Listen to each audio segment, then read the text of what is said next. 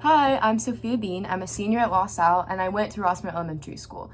My favorite subject is biology, and my favorite thing about La Salle are the awesome teachers and all of my friends. Today I'm going to be reading The 7 Silly Eaters.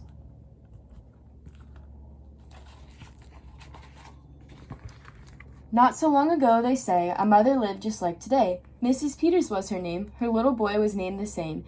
Now Peter was a perfect son in every way except for one. When Peter was just 1 year old, he did not like his milk served cold. He did not like his milk served hot. He liked it warm, and he would not drink it if he was not sure it was the proper temperature. But Mrs. Peters did not mind. She was a mother sweet and kind, and when his milk spilled on the floor, she patiently prepared some more. She'd take the bottle from the shelf and chuckle softly to herself. What a silly sort of eater is my darling baby Peter. When Peter had not yet turned 2, another baby, sweet and new, was born, dear Lucy, small and fair, with big blue eyes and curly hair. But long before this child was grown, she had opinions of her own, of what she'd eat and what she'd not. She hated milk, both cold and hot, and warm was worst of all. Instead, whenever Lucy dear was fed, she bellowed for pink lemonade, not from a can, oh no, homemade. But Mrs. Peters did not mind. She squeezed each lemon to its rind, while mopping milk up from the floor and patiently preparing more. She'd take the lemons from the shelf and giggle softly to herself. What a silly pair of eaters are Lucy dear and Peter Peters. Now Lucy grew and Peter grew, till he was 3 and she was 2. And who was one? Why, little Jack, with eyes so brown and hair so black. A happy baby, never cross, but all he'd eat was applesauce. Peeling apples by the pound, Mrs. Peters faintly frowned. She'd take the apples from the shelf and murmur weakly to herself, what a silly bunch of eaters are Lucy, Jack, and Peter Peters. Peter, Lucy, and young Jack had another brother, Mac. Mac was charming, round, and plump, but if his oatmeal had a lump, Mac would dump it on the cat. Mrs. Peters hated that. But since she loved her children 4, she'd strain the oatmeal 2 times more. She'd take it from the pantry shelf and mumble sadly to herself, what a foolish group of eaters are all my precious little Peters.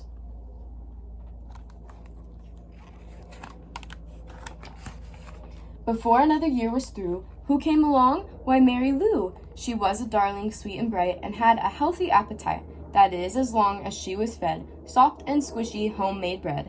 Poor Mrs. Peters got no rest, but still she did her very best. She'd take the flour from the shelf and mutter feebly to herself, what a fussy bunch of eaters are all my lovely little Peters.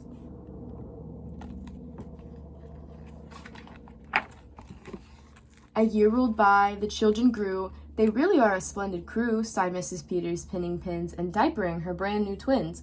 Little sisters quick and smart, impossible to tell apart. But Flo like poached eggs, Fran like fried. If she mixed them up, they cried. Tired to the very bone, Mrs. Peters groaned and groaned. She'd take the eggs down from the shelf and whisper weakly to herself, what persnickety young eaters are all 7 of my little Peters. Now time went on as time will do, and as it passed the children grew. The problem was that as they grew, their appetites kept growing too, but not their choice of what to eat. Each child continued to repeat, they wanted what they'd had before. The trouble was they wanted more.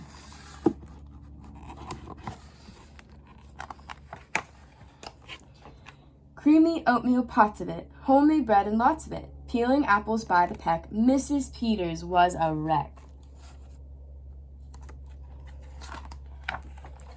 She wiped her brow and heaved a sigh. Another year was passing by. In fact, she realized with sorrow her birthday would arrive tomorrow. Drearily she shook her head and wearily went up to bed.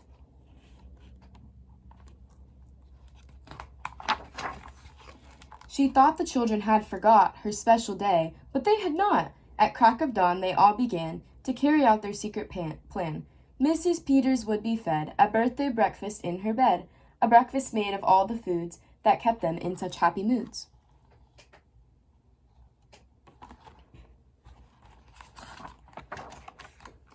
So while their weary mother slept, down the stairs the children crept, and from the cupboards and the shelves, happily, they helped themselves. Cheerfully they chopped and stirred, preparing what they each preferred. But despite the pains they took, since nobody knew how to cook, to measure things or make them hot, the more they tried, the worse it got.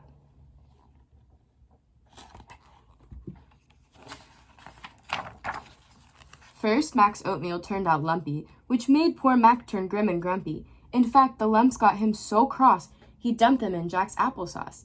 This bothered Jack so much he threw it into the dough of Mary Lou, who tossed the mismatch that made straight into Lucy's lemonade. And that put her in such a huff, she poured the sticky, icky stuff into the double frying pans that held the eggs of Flo and Fran, who flung the hodgepodge on the spot into the milk in Peter's pot.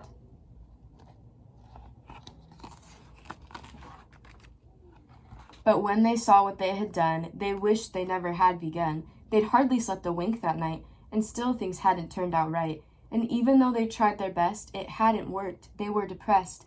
They'd be in trouble too unless they found some place to hide the mess. The oven seemed the perfect spot. They all forgot it was still hot. They stuck the pot inside, and then they all went back to bed again. The clock struck 6, but on they slept. Meanwhile, their mother softly stepped down to the kitchen, smelled a smell. What could it be? She could not tell. It smelled so good. She sniffed some more and opened up the oven door. She woke the children with her cries. They all came running in surprise. And in the kitchen what they found was Mrs. Peters dancing round. And in the oven, no mistake, a pink and plump and perfect cake.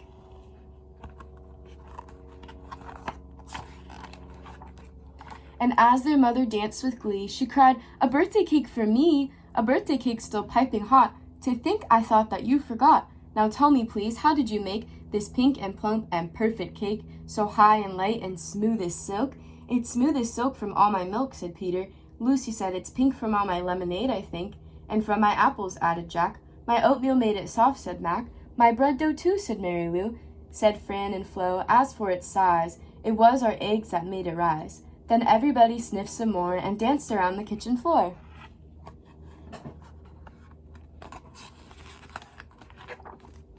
They put the cake upon a dish and lit the candles. "Make a wish," the children cried, "before you blow." And Mrs. Peters did just so, and what is more, her wish came true, as birthday wishes always do. And from that day to this 'tis said, the Peters family all is fed. A single meal, just one. A meal that's good for everyone. A meal on which they all agree, made from their secret recipe. They all take turns in mixing it. They all take turns in fixing it. It's thick to beat and quick to bake. It's fine to eat and fun to make.